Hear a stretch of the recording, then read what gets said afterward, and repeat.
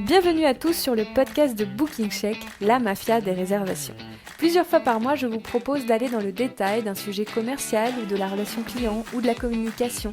Le but est de vous donner des conseils et des idées dans la bonne humeur, que ce soit rapide, je sais que votre temps est très précieux, et facile à mettre en place ou à reproduire. Je passe tout au peigne fin pour vous inspirer au quotidien et vous donner les clés du succès pour votre activité de groupe et d'événement. Que vous soyez un lieu événementiel, un bar, un restaurant, un café, un coworking, si les réservations de groupe et privatisation sont un enjeu pour vous, voici votre nouveau rendez-vous. Je suis Clémence, la cofondatrice de Booking Check, l'outil en ligne nouvelle génération pour la gestion de vos réservations de groupe et d'événements. Passionnée par mon métier de commercial événementiel, je suis heureuse de partager tout ce que je sais avec vous. Bonne écoute! Aujourd'hui, nous allons parler de la caution. Vous vous posez la question d'utiliser la caution, pour quelle réservation c'est pertinent, quels en sont les avantages. Si vous avez du no-show, des annulations ou même des dommages dans vos espaces, vous devez écouter cet épisode. Je peux vous assurer qu'un monde meilleur vous tend les bras. Alors, pourquoi demander une caution à vos clients ? Quel est l'intérêt d'utiliser la caution dans vos process de prise de réservation ? Il y a selon moi deux types de réservations pour lesquelles la caution est très intéressante. La réservation de groupe avec consommation sur place et la réservation en location sèche de votre établissement. Je vais revenir en détail sur chaque typologie et pourquoi c'est important. Donc je commence avec la réservation de groupe avec consommation sur place. Lorsqu'un client vous fait une demande de réservation pour un groupe avec consommation sur place, vous allez généralement bloquer un espace ou même carrément une salle dans votre établissement spécifiquement pour ce client. Si ce client annule en dernière minute ou vous fait un no-show, n'honore pas du tout sa réservation, vous allez évidemment perdre du chiffre d'affaires puisque vous aurez refusé d'autres réservations, d'autres clients de passage pour garder la place. Pour éviter tout risque inutile, je vous recommande chaleureusement de ne plus jouer avec le feu et de mettre en place une caution pour sécuriser les réservations. Ça ne veut pas dire que vous n'aurez plus d'annulation, mais ça veut dire que si vous dites au client « vous devez annuler au minimum 3 jours avant le jour de votre événement pour que la caution ne soit pas encaissée, je peux vous assurer qu'ils vont suivre les règles et que vous aurez le temps de re-remplir votre espace. Quel type de caution vous pouvez mettre en place pour ce type de réservation ? Ça fait beaucoup de types, mais allons-y gaiement. Donc, vous pouvez mettre en place une caution par personne. Donc par exemple, vous allez dire moi je veux 10 euros, 20 euros par personne, ça dépend de votre ticket moyen. Vous pouvez mettre en place une caution pour toute la réservation. Donc par exemple, vous allez dire pour une réservation de 20 personnes, c'est une caution de 150 euros. Et vous pouvez mettre en place une caution par espace. Donc si par exemple vous avez plusieurs espaces ou salles privatives dans votre lieu, en fonction de la taille de cet espace ou de sa popularité, vous allez pouvoir faire varier le curseur du montant de la caution. Ce qui est impératif, c'est que vous vous sentiez à l'aise avec le montant que vous demandez. Il faut que ce montant il soit juste pour vous vous retomber sur vos jambes dans le cas où vous avez un no-show. Et puis il faut que ça soit juste aussi vis-à-vis du client pour qu'il ne soit pas effrayé de vous donner cette caution. Si tous les clients refusent de valider leur réservation à cause du montant de la caution, il y a un petit problème.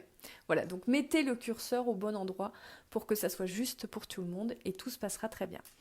Je vous fais un petit zoom sur un point important.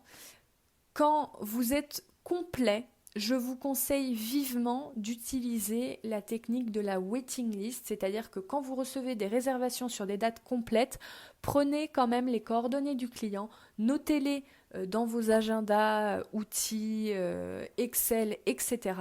Car en cas d'annulation, vous aurez une liste dans laquelle piocher où vous pourrez contacter les clients pour leur proposer de prendre la place qui s'est libérée. Je vous le dis parce que ça marche, je l'ai fait même sur des réservations de dernière minute. Quelques heures avant le service, j'appelais les clients pour leur dire « j'ai de la place, est-ce que vous voulez la prendre ?» Et j'avais des clients qui venaient. Donc vraiment, n'hésitez pas à le faire, c'est une équipe qui gagne. Maintenant, on retourne à nos histoires de caution et on va aller voir pourquoi on met en place la caution sur la location de votre lieu en location sèche. Une location sèche, ça veut dire que le client va simplement réserver votre espace, mais va apporter toute la partie nourriture et boissons, ses prestataires, etc. C'est vraiment simplement, il loue les murs. Mais généralement, dans ces murs, il y a du matériel, il y a de la décoration, du mobilier, etc. que vous devez protéger. Quel est le meilleur moyen de protéger tout ça ? C'est de demander une caution au client, un peu sur le modèle de quand vous louez une voiture.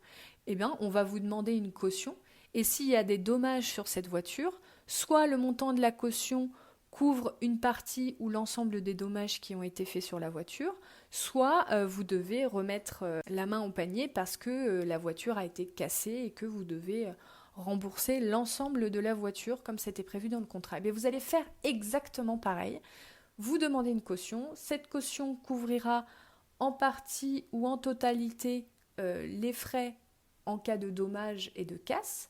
Mais si jamais le lieu est saccagé, mettez bien dans vos conditions générales de réservation, vos conditions générales de vente, comment ça se passe. Est-ce que du coup les factures complémentaires sont à prendre en charge par le client, etc. Voilà, expliquez bien tout ça pour que ça soit très clair entre vous et le client et qu'en cas de problème, vous soyez protégé.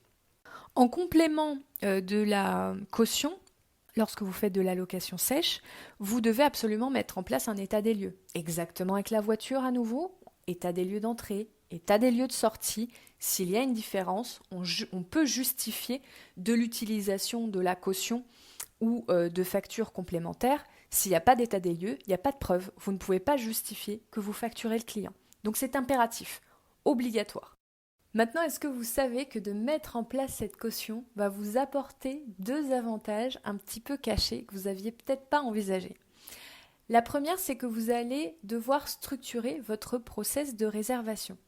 Vous allez mettre en place la gestion des réservations avec l'intégration d'une caution. Donc, en premier lieu, on réceptionne la demande. En 2, on vérifie la disponibilité. En 3, on demande au client le dépôt de la caution et l'acceptation de vos conditions générales de réservation. Et une fois que la caution est reçue, on valide la réservation. Les étapes de réservation bien définies sont extrêmement pratiques car vous savez exactement où vous en êtes dans la gestion de votre réservation et très rassurante pour le client. Il va sentir le sérieux avec lequel vous gérez sa demande et donc par défaut, il va se projeter dans son événement, il va se dire « Ah c'est sûr que la gestion opérationnelle de mon événement le jour J va être tout aussi sérieuse. » Donc vous allez vraiment lui donner envie de vous faire confiance et de confirmer sa réservation. Donc en fait, vous allez même augmenter vos taux de confirmation grâce à l'amélioration de vos process. Le deuxième avantage caché, c'est que vous allez définir vos conditions générales de réservation ou conditions générales de vente, vous les appelez comme vous voulez, si ça n'est pas déjà fait, puisque avec l'intégration d'une caution, vous êtes vraiment obligé de les mettre en place. Ça ne veut pas dire qu'il faut écrire 10 pages. Ça peut être des conditions qui sont relativement courtes, mais ça doit prendre en compte l'ensemble des éléments pour que le client puisse suivre les règles et comprendre comment vous fonctionnez. C'est selon moi absolument indispensable, si vous avez une activité de groupe et de privatisation, d'utiliser les conditions générales de réservation. Je vais vous donner 2 cas de figure. Est-ce que vous avez envie de louer une voiture, de donner une caution, sans savoir dans quel cas elle va être encaissée? Bien sûr que non. Et vos clients, c'est exactement pareil. Je vous donne un autre exemple. Est-ce que vous avez envie de vous rendre compte que le billet d'avion que vous avez acheté n'est pas remboursable parce que vous n'aviez pas vu les conditions tout en bas, en tout petit, dans un lien absolument introuvable quand vous aviez fait votre réservation?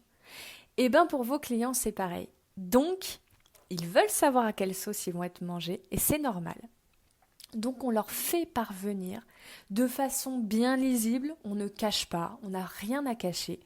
on joue carte sur table, donc bien lisible, on envoie les conditions générales de réservation avant qu'ils ne valident leur réservation. Et ce que je vous conseille de faire, c'est de mettre dans vos emails une petite phrase qui dit « Nous considérons qu'à réception de votre caution, vous avez accepté nos CGV ou nos CGR sans réserve et que la réservation est valide. » Vous allez aussi vous faire gagner du temps au niveau de toute la paperasse administrative parce que si vous leur demandez de signer vos conditions, voilà, c'est un petit peu plus fastidieux. Si vous avez envie de le faire, vous le faites. C'est très bien et c'est très sérieux. Mais si c'est un peu contraignant pour vous au niveau du temps, voilà, vous pouvez mettre une phrase, vous avez une trace écrite, à nouveau, vous êtes protégé. Autre réaction, généralement, les clients vont accepter vos conditions générales de réservation et la réservation va très bien se passer, sauf cas exceptionnel. Il y a toujours des exceptions à la règle, mais en général, vous allez voir que ça va bien structurer la relation avec le client et ça va être beaucoup plus simple à gérer. Il y aura beaucoup moins de litiges vu que tout aura été énoncé de façon claire dès le départ. Si le client trouve vos conditions générales de réservation inacceptables et que c'est très rare qu'un client ait cette réaction, peut-être qu'il vaut mieux à ce moment-là que le client ne finalise pas votre réservation chez vous parce qu'en fait, vous allez vous faire gagner un temps et une énergie incroyable parce que c'était peut-être un client très compliqué qui valait mieux pas avoir et valait mieux prendre quelqu'un d'autre à sa place. Donc ça peut aussi vous sauver de plein de clients difficiles, il y en a, ça arrive, donc, et on n'a pas toujours très envie de s'en occuper, donc autant que ça ne se passe pas chez vous. Par contre, si tous les clients réagissent à vos CGR de façon mécontente, qui vous disent que ça ne va pas du tout, là il faut peut-être vous poser des questions, en parler avec des collaborateurs, le montrer à des amis et voir les réactions qu'ils ont en ayant un esprit ouvert. Accepter la critique vous permet d'évoluer, donc on ne peut pas tout faire parfaitement du premier coup, il n'y a aucun problème. Voilà, et faites évoluer ces CGR pour que l'ensemble de vos clients les trouvent acceptables. Voilà, il ne faut pas que ça devienne l'inverse, il ne faut pas que tous les clients vous disent que vos CGR sont inacceptables, auquel cas vous n'allez pas bien fonctionner. Pour ceux qui font de la réservation individuelle avec des tickets moyens très élevés, je pense notamment aux restaurants gastronomiques ou autres, vous pouvez aussi faire de la caution par personne sur des réservations individuelles. Je le précise parce que j'en parle pas, mais évidemment c'est possible. Et puis sachez que vous avez un autre podcast sur maintenant comment mettre en place concrètement cette caution, avec quels outils, fixer le prix de la caution, etc. etc. Donc vous pouvez aussi aller écouter le 2e épisode que vous retrouverez également en format article pour ceux qui le préfèrent. Mais a priori, si vous écoutez le podcast, c'est que vous aimez le podcast. Et vous avez aussi les vidéos sur Instagram si vous le préférez. J'espère que cet épisode vous a donné plein de bonnes idées pour mettre en place la caution. Et je vous dis à très bientôt sur les ondes.